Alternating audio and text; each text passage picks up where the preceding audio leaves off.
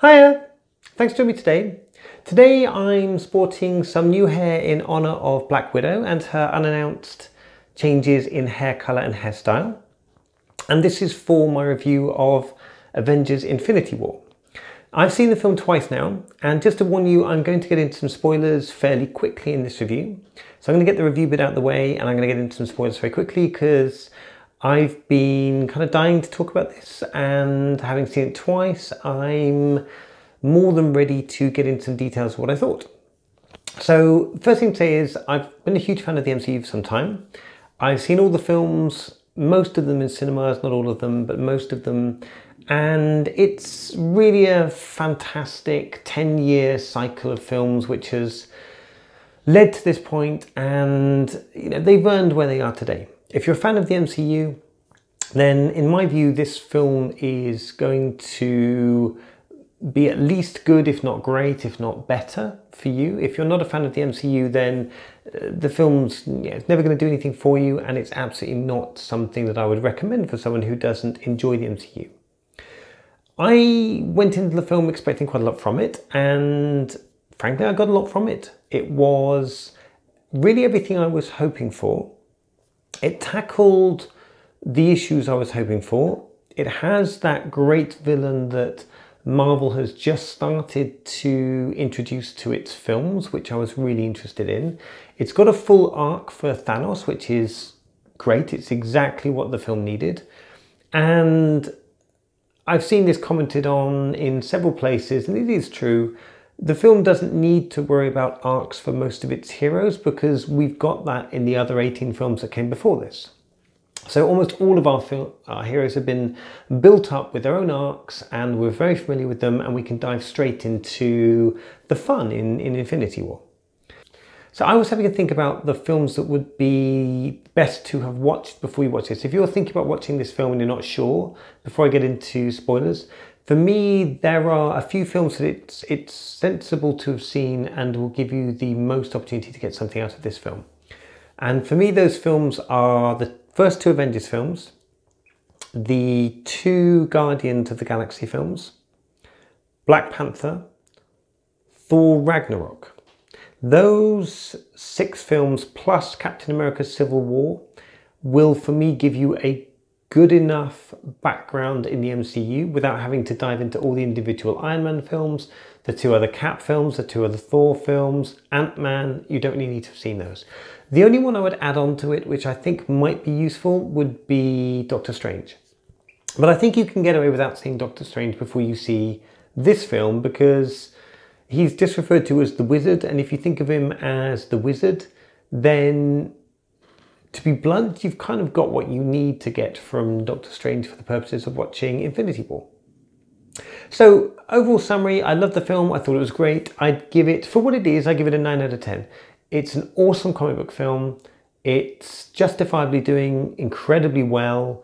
It's getting a lot of people talking, and it does some stuff that is needed, that's really something to be craved after within the MCU. So that's my non-spoiler part of the review. To go now firmly into spoilers, so spoiler alert going ahead. If you haven't seen the film, please stop here and come back later if you want to get more into discussions about what actually happens in the film. Essentially, to cover off a few of my favourite topics of the film, the main thing is Thanos' arc. Thanos wins. So by the end of the film, getting straight into spoilers, Thanos has collected all 6 Infinity Stones. He has killed directly, in a way that I don't think they'll come back. He's killed Heimdall, Loki. He has killed Gamora, and I'm pretty sure he's killed Vision. So those 4 have been directly killed by him. And yet at other points he has had opportunities to kill characters like Iron Man, like Nebula. He had a chance to kill her, but didn't really go through with that one. He had a chance to kill Drax and Mantis, but didn't do it. He sort of left them in pieces and they reformed.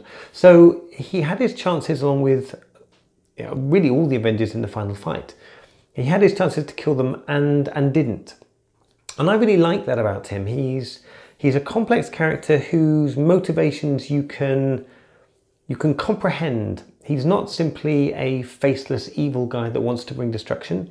He doesn't take every opportunity to kill simply because it's an option to him. He does do things that are let's say, to some degree honourable. He honours a bargain with Doctor Strange to spare Tony Stark's life. For me, he kills Loki because Loki swore fealty to him and then immediately betrayed him. He leaves Thor to live on his ship. Now, admittedly, Thor then ends up floating in space, but he doesn't kill him when he has the opportunity. And I think that's an interesting part of his character.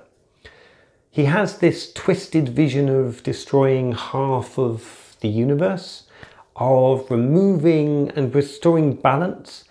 I think balance is problematic because balance implies that the universe is currently exactly tipped in one way, and halving the quantity of people and peoples in the universe would restore balance. It's a little bit arbitrary, but I get the point. Essentially, on his home planet, he once proposed the idea that they were overpopulated, people were starving, and he proposed a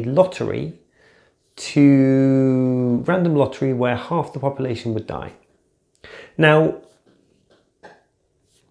I've considered that idea for Earth at times. I think it's quite weird for me that I've had this conversation with people about what do you do about population, and we've had this conversation about some kind of random lottery to get rid of half the population, to try to control the rate at which we expand, into our planet.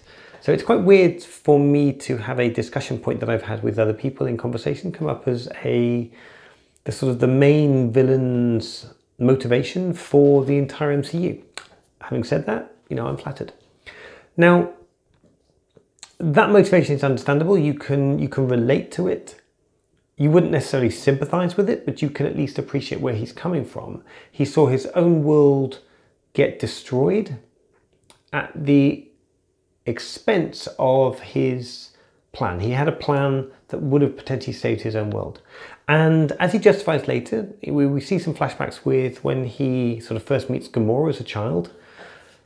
And we have to take his word for it, but according to Thanos, let's say it's 30 years later, having slaughtered half the population of her planet, the current children who are born, there is no hunger, it's a paradise, and he has his justification that this is, it's something that only he can do, only he has the, let's say, the fortitude, the strength of character to go through with this kind of idea, and it's his duty.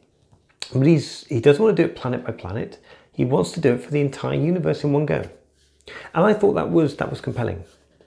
Now, I have seen some people comment, on what they perceive are plot holes, but I'm not sure they really are plot holes. The idea that once he has the reality gem, you can change reality, and then you can make it so that the entire universe has enough food, and therefore you don't need to slaughter anyone. I was watching the film, and I never saw it that way. I didn't see that kind of weakness in the plot, because if you've seen the film, he uses the reality gem a couple of times.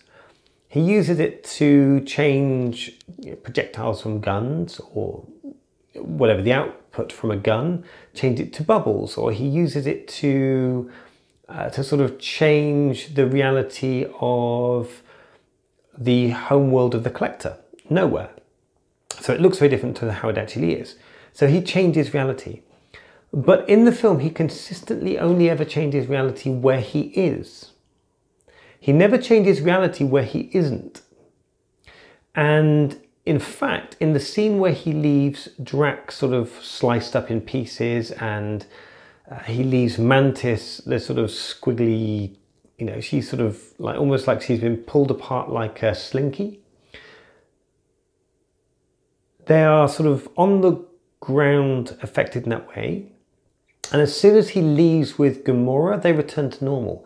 And for me, this was a hint that the reality gem only works in the proximity of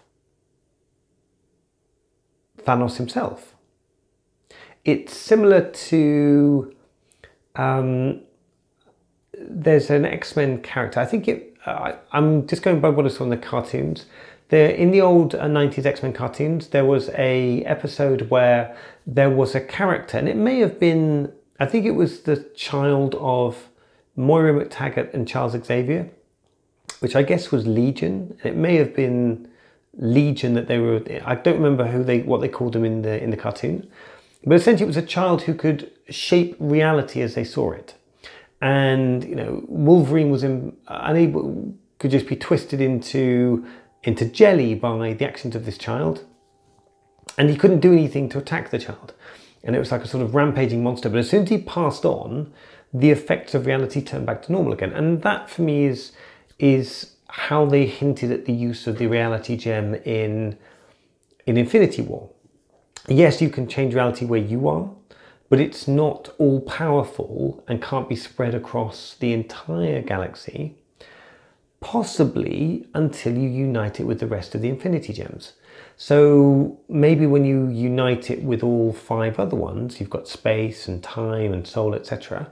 Maybe at that point, you could then change reality so that you could feed everyone that's in the universe. The problem is that by the time he has all 6 stones and he's in a position to use them, he's got Thor's axe buried in his chest. So Stormbreaker's buried in his chest, and about the only thing you can do left is the snap to wipe out half the universe. And so I didn't see that as a particular plot hole. I saw that as something that was, I think they did a pretty good job overall of stitching this thing together in a way that you could relate to Thanos, relate to him, and you could sort of enjoy it without being too troubled by what was happening within the film itself. Now, to talk about the ending, again, I've heard loads of people say they have theories about this. I think everyone pretty much seems to have the same theory, and I had the same thought coming out of the cinema, which is that everyone who died and sort of disappeared as a result of the snap of the fingers is probably not permanently dead. Some or all of them are likely to come back, because we tend to focus on the Avengers themselves, we tend to focus on our heroes. But you have to remember that, you know, it's half the population of the Earth, half the population of the universe has also been wiped out. So I don't see any way in which they could come up with some kind of way of bringing people back but not restoring everyone. You know, how do you select amongst billions and trillions of species and creatures all over the universe? You couldn't have a situation where you selectively brought some of them back. It would be incredibly difficult to organise and to explain. So my assumption is that everyone can come back through some means that may have something to do with Doctor Strange, with something he did to the Time Gem, or it's simply the arrival of Captain Marvel working with the original Avengers team. Because by the end of the film, obviously, we're left with Captain America, Bruce, Tony Stark. I'm assuming Hawkeye and Ant-Man and the Wasp may be okay, but maybe one of them just vanishes at the end of the next film. That would be interesting. They may be knocking around. We don't see them in the film. But we have that core team with Black Widow, the core, and Thor, the core original Avengers team. They're all that's left. We've lost Spider-Man, we've lost Black Panther. We know they're going to be coming back, so we know some people have to come back.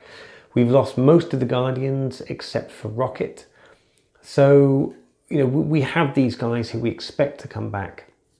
And it seems like they're setting up some way for the old guard Avengers to team up with Captain Marvel and find a way to reverse the snap of the fingers somehow and bring everyone back, but I guess in a way that involves the sacrifice of some of those original Avengers characters. And it would be there would be some sort of obvious points where you could address this. There would be obvious ways that you could start to introduce new themes and new ideas. Chris Hemsworth can easily hang up he's now got an axe to hand over, so he's now got a physical representation of Thor to hand over again that can control the Bifrost. And you know, in theory that could be transferred to Valkyrie, and Valkyrie could become a new mighty Thor. We could have someone take over the suits from Iron Man. That's perfectly possible. Maybe Shuri from, you know, Black Panther's sister. You could have a situation where maybe she takes over the Iron Man suit and Tony Stark either dies or retires or whatever. And I think there's plenty of opportunity for that kind of swap out of some of the old guard, get them out their contracts, and then reinvigorate either with the same sort of characters, you know, a new Captain America, a new Thor, a new Iron Man. But we don't need that. It doesn't have to happen. I think it would be good if there are stakes in the next film and these guys head off. They have to make their sacrifice and they bring back the new guard, and then we can continue with some more of those solo films, the Black Panther 2, Spider-Man Homecoming 2, and we can continue with Captain Marvel and Ant-Man films, that kind of stuff as we go forward. So I love the film. I thought it was great. I really liked the way they got stuff out the way early. We had, you know, a Hulk fight. Hulk has been thoroughly beaten to the point where he's not willing to come out for the rest of the film. I like that decision. I thought it was a good decision. Hulk is he's a destroyer, and he was useless in a one-on-one fight with Thanos. There's no point in fighting him again. So yes, he could have gone up against some of the minions that Thanos, you know, some of Thanos' children. But I thought it was better that you know, he stayed out of it somewhat, and that keeps us sort of in anticipation for what's going to happen with Hulk to bring him back. You know, how are they going to resolve this? How is Hulk going to, you know, get his mojo back and come back and take on, let's say, take on some responsibility in the second half of this two-part series in, you know, Avengers 4. How is Hulk going to redeem himself? And I think that sets up a really nice arc. They didn't have to do much to set that up, but after Thor Ragnarok, after we've seen him, you know, so confident, so cocky as the Hulk, he's been Hulk for so long, it's a little thing like that that gives a nice arc to the character and just makes it all the more interesting next time we see him, to wonder, you know, will he even emerge? Are we going to see the Hulk again? What's going to set him off? What action's going to happen? And it makes the Hulk unpredictable again. Up until now, after the first Avengers film, where Banner can become Hulk at will, it's predictable. You need the Hulk, you can get the Hulk. Now, you need the Hulk, you may not get the Hulk. And I think that's an interesting way to take the story.